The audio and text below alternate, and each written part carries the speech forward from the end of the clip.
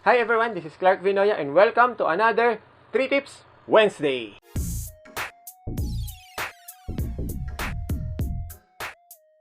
On today's episode, what we're going to talk about is how you can improve your landscape photography. First, you'll need ultra-wide angle lens.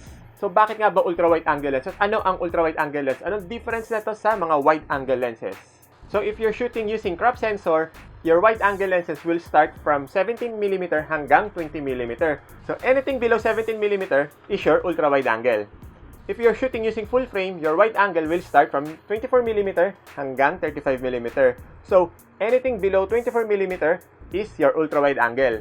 Bakit nga ba kailangan natin ng ultra-wide angle lens? Kasi magpapa-expand ito ng perspective mo. So sabihin natin ito lang ang wide angle lenses mo. Ang ultra-wide angle will expand your perspective. So this is very good for shooting landscape. Also, you can have a wider scope in composing your photographs and you can compose your photograph better. Second, ND filters. So bakit nga ba ND filters?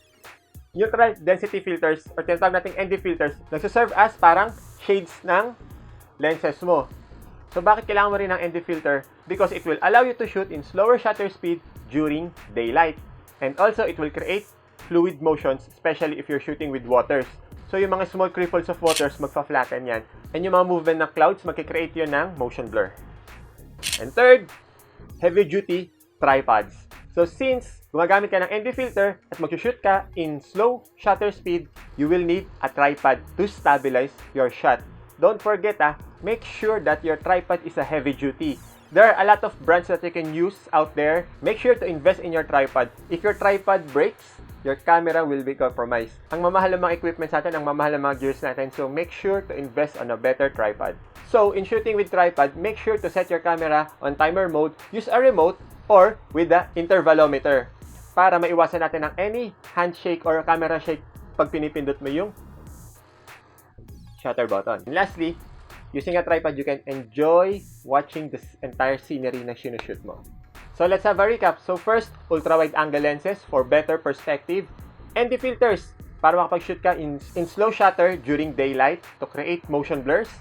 And heavy-duty tripods. So don't get me wrong guys, okay lang mag-shoot ng landscape using handheld. But using these 3 tips, it will take your landscape photography into the next level.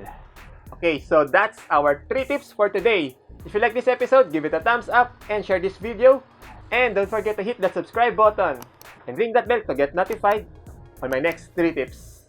Thank you for watching. This is Vinoya and see you on my next 3 Tips Wednesday.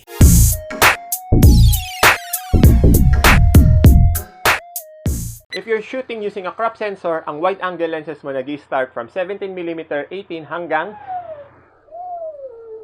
But if you're shooting using crop,